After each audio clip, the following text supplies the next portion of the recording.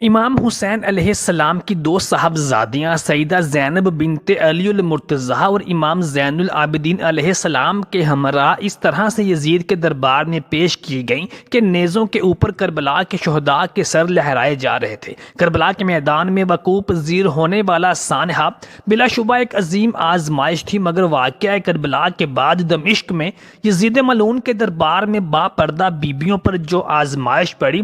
وہ بھی کسی طور پر سانحہ کربلا سے کم نہ تھی۔ ذرا تصور کیجئے کہ جس گھر کی چار دیواری میں جبریل امی بھی بنا اجازت نہ آ سکے، جس گھر کی پاک خواتین کے باعصمت اور پاک دامن ہونے کی گواہی قرآن مجید کی آیات نے دی ہو، ان پاک بیبیوں اور با پردہ خواتین کو یزید کے دربار میں بھیڑ کے آگے بے پردہ کیا گیا۔ بلا شبہ کربلا ایک سانحہ عظیم ہے۔ یہ ایک ایسا واقعہ ہے جو انسانی تاریخ میں خون کے ساتھ لکھا جاتا ہے، جس میں پیغمبر اسلام محمد مصطفیٰ صلی اللہ علیہ وآلہ وسلم کے پیروکار، ان کا کلمہ پڑھنے والے ہی، ان کو نبی ماننے والے ہی، ان کے نواسے کو اور ان کے سارے خاندان کو، بچوں کو، خواتین کو بے دردی کے ساتھ شہید کر دیتے ہیں اور ان کے سروں کو نیزوں کے اوپر سجا لیتے ہیں تاکہ اپنے آقاؤں سے انعام و اکرام حاصل کر سکیں، اور ان کی شہزادیوں کو اور ان کے بچوں کو قیدی بنا کر شہر شہر پھراتے ہیں۔ انہی قیدیوں میں امام حسین علیہ السلام کی ایک چھوٹی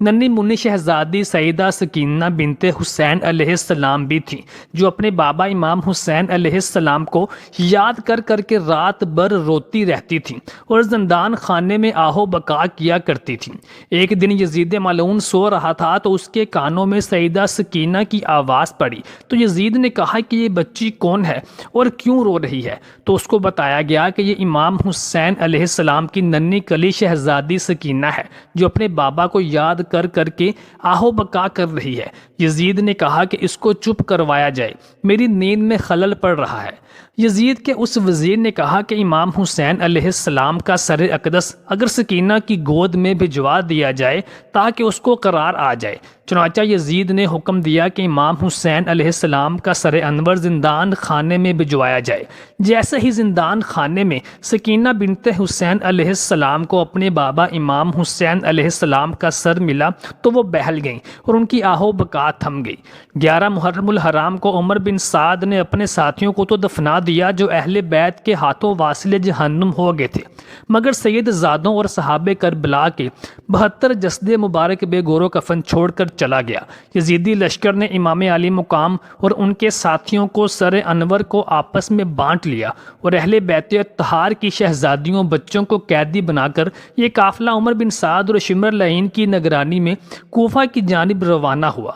ادھر کوفے کے گورنر عبید اللہ ابن زیاد نے کربلا کے شہداء کے سروں کو دیکھنے کے لیے پورے شہر کو دلہن کی طرح سجا دیا تھا اور لوگوں میں یہ مشہور کر دیا تھا کہ یزید کے خلاف بغاوت کرنے والی ایک جماعت ہے جس کو شکست دے دی گئی ہے۔ سروں کو نیزوں پر بلند کر کے ابن زیاد کے دربار میں پیش کیا جا رہا ہے۔ کربلا کے شہداء کے جسم مبارک میدان کربلا کی تپتی ریت پر بے گور و کفن پڑے ہوئے تھے۔ پاس ہی موجود ایک گاؤں کی عورتیں جب وہاں سے پانی بھرنے کے لیے گزریں تو انہوں نے شہدائے کربلا کے اجسام کو بے گور و کفن دیکھا تو انہوں نے فوراً واپس اپنے گھروں کو جا کر اپنی بستی والے مردوں کو بلایا، تو وہ مرد فوراً میدان کربلا میں پہنچے اور انہوں نے میدان کربلا میں بے گور و کفن مقدس شہدائے کربلا کے اجسام کے کفن دفن کا انتظام کیا اور انہیں وہیں پر دفن کر دیا۔ جب عمر بن سعد شمر کی سرکردگی میں امام علی مقام امام حسین کے بچے ہوئے خاندان کے افراد کو قیدی بنا کر دمشق کی جانب روانہ کیا گیا تو راستے میں شمر کے ایک فوجی عنان بن جید نے شراب نوشی کے نشے میں بدمست ہو کر امام علی مقام امام حسین کی زوجہ محترمہ حضرت رباب علیہ السلام کی طرف اپنے ناپاک ہاتھ بڑھائے تو سیدہ زینب رضی اللہ تعالی عنہا نے اس کے ساتھ ہی کھڑے ایک سپاہی کی تلوار نکال کر سب سے پہلے اس ملعون کے ہاتھ کاٹے اور اس کے بعد اس کی گردن کو تن سے جدا کر دیا۔ یہ منظر دیکھ کر ابن زیاد کے لشکر میں ایک گہری خاموشی چھا گئی اور وہیں پر سیدہ زینب سلام اللہ علیہا نے اہل بیت اطہار کے فضائل حدیث اور قرآن کی روشنی میں بیان کرنے شروع کیے۔ جن کو سن کر یزیدی فوجیوں کے سر شرم سے اور ندامت سے جھک گئے۔ ان میں سے کوئی بھی آگے بڑھ کر سیدہ خاتون جنت سلام اللہ علیہا کے سامنے بول نہ سکا۔ یہ عنان بن جید ملعون واحد نہیں تھا جس نے اہل بیت اطہار کی پاک خواتین کے ساتھ دست درازی کرنے کی کوشش کی، بلکہ اس کے علاوہ بھی ایک شخص روایات میں ملتا ہے جس نے خانوادہ رسالت صلی اللہ علیہ وسلم کی پاک بیبیوں کی جانب اپنے ناپاک ارادے اور بری نظر دوڑائی تھی۔ ابن تیمیہ اور امام رازی کی روایات کے مطابق جب یزید کے دربار میں یہ قافلہ حاضر کیا گیا تو یزید کے ایک وزیر نے امام علی مقام امام حسین علیہ السلام کی ایک بیٹی کی طرف اشارہ کرتے ہوئے کہا کہ یزید یا امیر المومنین، مجھے یہ لڑکی بہت پسند آئی ہے، یہ باندی کے طور پر مجھے دے دو۔ اس بدبخت کے منہ سے ان الفاظ کا نکلنا اور سننا تھا کہ تمام دربار پر گہرا سناٹا چھا گیا کہ ایک پلید نے کیسے امام الانبیاء صلی اللہ علیہ وآلہ وسلم کی ننھی کلی کی طرف بری نظر ڈالی۔ یہ سننا تھا کہ سیدہ زینب چیخ اٹھی اور آپ نے یزید ملعون کو للکار کر کہا، اے بدبخت انسان، تو آل رسول کی ننھی کلیوں کو اب کنیز بنائے گا؟ تو ایسا ہرگز نہیں کر سکتا۔ یزید ملعون طیش میں اور غصے میں آ گیا اور کہنے لگا، میں کر سکتا ہوں، مگر بھرے مجمع کو اور بی بی زینب سلام اللہ علیہا کے روب دبدبے سے مرعوب ہو کر خاموش ہو گیا۔ وہ وزیر جس نے یہ فرمائش کی تھی وہ کہنے لگا، اے یزید، میں جانتا نہیں تھا کہ یہ خاندان رسالت کی بیٹیاں ہیں، تو برباد ہو جائے، تو نے یہ کیا کرتوت کیے ہیں کہ ان کو قید و بند میں مبتلا رکھا ہے؟ یہ سن کر یزید نے اس شخص کو زندان خانے میں ڈال دیا۔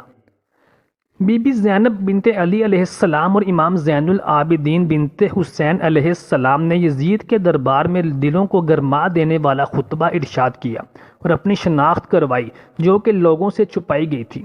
یہ سن کر دربار میں آہوں، سسکیوں کی اور چیخوں کی صدائیں بلند ہونے لگیں۔ لوگ یزید کو لعن طعن کرنے لگے، لیکن یزید نے الٹا اپنے سپہ سالاروں کو ڈانٹنا شروع کر دیا اور کہنے لگا کہ میں نے تمہیں خانوادہ رسالت ماپ پر ظلم و ستم اور ان کو شہید کرنے کا حکم بھلا کب دیا تھا؟ بلکہ میں تو تمہیں یہ کہہ رہا تھا کہ حسین علیہ السلام کو میرے پاس لے کر آؤ تاکہ میں ان کے ساتھ خلافت کے معاملات کو طے کر سکوں اور صلح صفائی کے ساتھ ان سے گفت و شنید کر کے بیعت لے سکوں۔ لیکن تمام تاریخ دانوں کا اس بات پر اجماع ہے کہ یزید ملعون نے کے حکم پر ہی خانوادہ رسالت کے ساتھ یہ ظلم و زیادتیاں کی گئیں اور پاک دامن بیبیوں کو سر بازار بے پردہ کیا گیا۔ اور یہی نہیں بلکہ جب واقعہ کربلا کے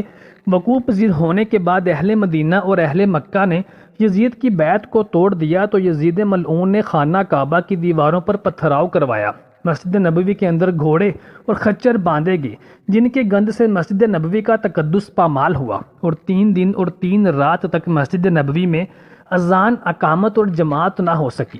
پاک صحابیہ خواتین کی بے حرمتی کی گئی اور ہزاروں کی تعداد میں زنا بالجبر کے ذریعے صحابیہ خواتین کو حاملہ کیا گیا۔